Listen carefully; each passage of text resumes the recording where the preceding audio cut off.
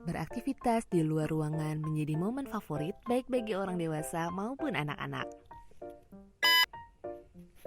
Berpergian ke suatu tempat, ke tempat lain, menonton konser, juga piknik menjadi hal yang belakangan ini digandrungi setelah 2 tahun lamanya kita beraktivitas dari dalam rumah. Selain itu, pemerintah juga melonggarkan aturan lain seperti penggunaan masker yang bukan lagi menjadi hal wajib saat kita berada di luar ruangan. Tetapi dengan adanya kelonggaran aturan ini, tidak boleh kita telan mentah-mentah. Harus disikapi secara bijak tentunya. Di luar ruang, COVID masih dapat menyebar dan ada kemungkinan bagi kita untuk bertemu dengan orang yang terinfeksi, meskipun kemungkinan terinfeksi lebih rendah dibandingkan beraktivitas dengan banyak orang di dalam ruangan. Maka dari itu, menggunakan masker itu masih penting. Mengapa demikian? Sejak munculnya aturan baru, banyak masyarakat yang semakin ogah menggunakan masker. Survei menunjukkan hal ini berkaitan dengan psikologi maupun psikis manusia. Kesulitan untuk bernafas dan merasa kurang terlihat bagus untuk menjadi faktor psikis, sedangkan penggunaan masker juga dirasa tidak efektif menjadi penyebab psikologisnya. Sudah banyak berita yang menarasikan kalau masker itu tetap penting untuk digunakan di lingkungan tertentu. Namun, seringkali kita sulit untuk menilai kapankah penggunaan masker menjadi suatu kewajiban. Apalagi jika beritanya dibaca tidak sampai selesai. Ngomong-ngomong soal lingkungan, ada kisah menarik yang bisa Sobat Big jadikan pembelajaran. Tahukah Sobat Big, dahulu kala manusia hidup berpindah-pindah dan kebanyakan beraktivitas dilakukan di luar ruangan. Sampai pada akhirnya menetap dengan sistem tata kota di dalam bangunan. Manusia yang beradaptasi tentunya membuat bangunan sesuai dengan kebutuhan. Namun, ketika sistemnya dirancang dengan buruk, wabah penyakit bisa dengan cepat terjangkit dan tertular. Banyak hal yang disepelekan seperti kualitas udara dan hubungannya dengan penularan. Hal ini menyebabkan dunia kita kehilangan banyak penghuninya. Contohnya, seperti wabah bubonik yang membuat sepertiga populasi Eropa meninggal. Masih banyak pedagang berasal dari luar pulau yang berdatangan tanpa diisolasi. Mereka tetap berinteraksi tanpa ada jarak atau perlindungan apapun. Black Death dengan mudah tertular. Sounds familiar, hah? Dengan pengetahuan ruang-ruang isolasi, fasilitas tes untuk pendatang, penggunaan masker dan APD, wabah seperti bubonik, bahkan COVID bisa kita atasi. Secara umum, sebetulnya ruang isolasi dan penggunaan masker itu memiliki satu tujuan, menjaga kualitas udara untuk mencegah penularan.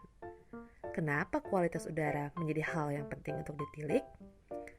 Ruang dengan kualitas udara yang baik dapat mengurangi pengembunan yang menjaga temperatur dan kelembapan yang baik. Bahkan dapat mengurangi konsentrasi gas berbahaya dan kondisi yang dapat menyebabkan penularan. Sekarang, mari kita jelajahi lagi. Udara di luar ruang pasti lebih baikkah sehingga kita bebas membuka masker?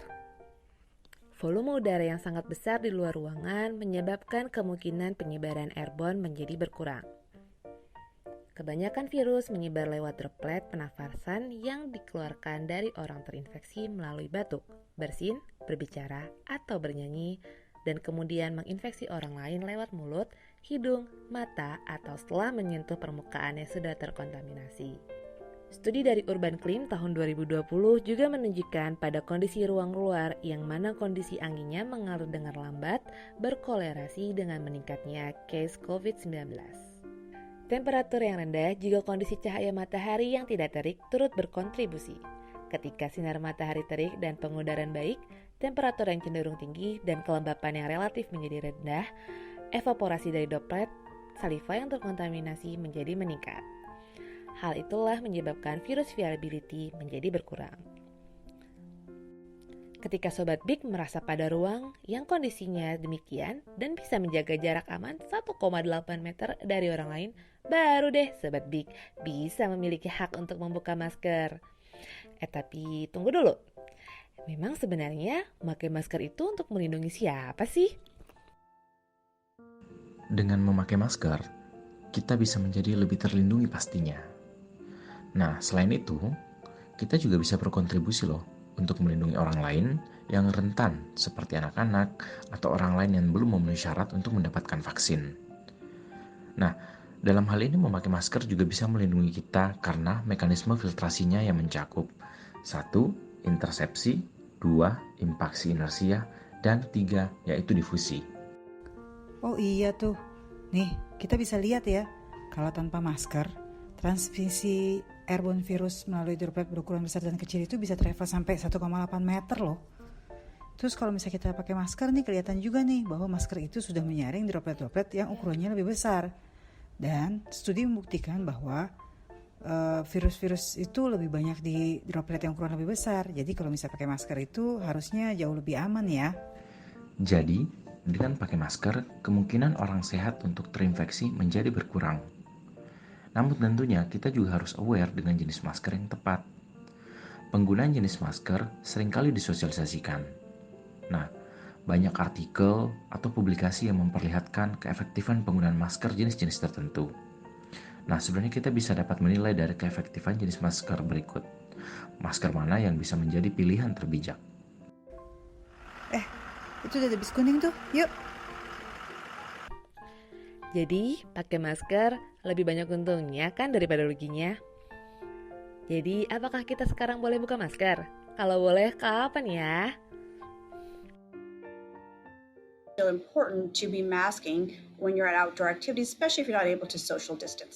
I think wearing a mask still when we're outdoors with groups of people is a good idea.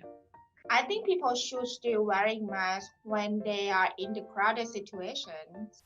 That's the consensus of our experts from Mercy, WashU, and SLU, because the science of the virus is the same. Even if I'm outdoors, I can still get COVID-19 from being near someone that's infected, whether I'm indoors or outdoors. And it doesn't matter if you've been vaccinated or not. Right now, the level of vaccination in the community is not enough to give us all herd immunity or protection. Jika selama pandemi kita sudah menjalankan kebiasaan-kebiasaan baik seperti mencuci tangan, menjaga jarak, dan juga menjaga pola makan dan kebersihan kita, ada baiknya kebiasaan tersebut kita lanjutkan. Selain itu, penggunaan masker juga mesti kita jaga. Sebagai panduan yang mudah untuk situasi dan kondisi ruang luar yang mengharuskan kita tetap memakai masker, kita dapat menilai kemungkinan kita untuk menjaga jarak aman sebesar 1,83 meter, juga keadaan udaranya. Apabila kita berada di luar ruang yang mana tidak memungkinkan untuk kita menjaga jarak dan juga udaranya yang dapat membawa virus dengan mudah karena jarak yang berdekatan, kita tentunya harus tetap menggunakan masker. Apalagi ketika kondisi ruang luar sedang tidak terik dan aliran udaranya tidak baik. Bersenang-senanglah di luar ruangan dengan lebih bijak. Ingat, kita tetap harus waspada karena low risk doesn't mean zero risk.